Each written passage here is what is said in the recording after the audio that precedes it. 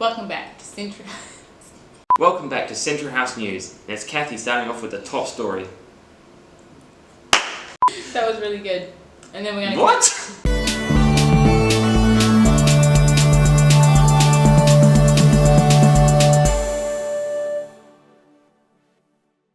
This week we had all of our flatmates throughout the building compete.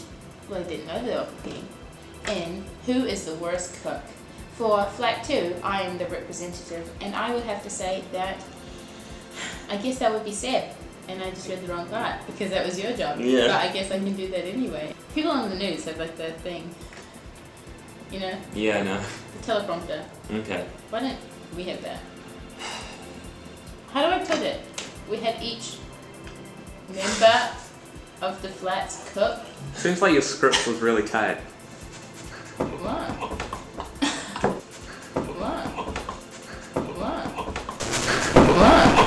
George can't cook. Forgot to turn on a later community night.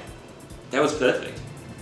Yeah. Let's roll with that. No, but we need to get more Ned words. said he oversalted his carbonara, making Kathryn eat dairy even though she's Dairy intolerant. Dairy intolerant, I know. And then she died. Back to you, Kathryn. We're going to be professionals next week, guys. Just stay tuned for next week. We need to have a blooper reel. Just the whole reel so far is blooper. There's no other reel. Welcome back, everybody, to Central House News. Today, we are just going to be chatting about who is the worst cook in each flat. Now, we have two representatives from these so-called buildings in Central House. One is from Flat 3, and so the voted worst cook of the week was, unfortunately, George. Yes. George forgot to turn on the oven before he came to community night, and therefore his whole flat turned up late and we all had to wait about 15 minutes for them. And his lasagna was subpar. Now, if you wouldn't mind, we in the studio are just going to have a moment of silence. You can't laugh. Cut that bit of us laughing. For our next story, we're going to cut live to our reporter in the field interviewing the most recent addition to the flat. Can't wait to hear that story. Over to you, George. We're here live in Central House, Flat 3, with Hannah Saywell. Say hi, Hannah. Hello. Alright, we're here to interview Hannah because she's the most recent addition to Central House. How does that make you feel? Amazing. Wow, I know, right? Have we been very welcoming? Yes, very welcoming, as you can tell by the sign, and there's a sign on the door as well. Wow, how did that make you feel?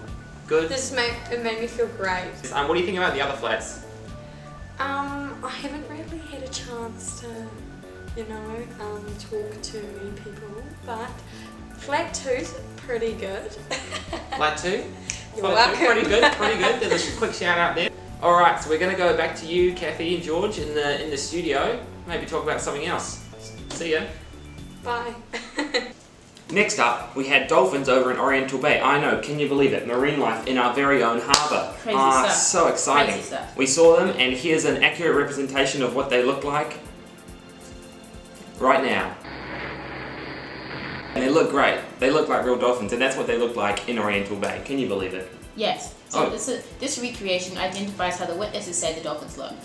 And the witnesses were all old men looking at the dolphins with their cameras. And they would all come out onto the field in their unfortunately very short Short what? pants and film it for their kids. What a phenomenon. It's once in a lifetime opportunity. Once in a lifetime. And I'm just very lucky that we were fortunate enough to be able to visualize that and observe that with our own eyes. Yeah, now we're sharing it with you. So what do you guys think? Let us know down in the comments below. Yeah, we're doing comments now. 100%. Okay. Start this one. Back to you, Kathy. This next story, in conclusion, just to wrap up the news for today, is about a youth rampage.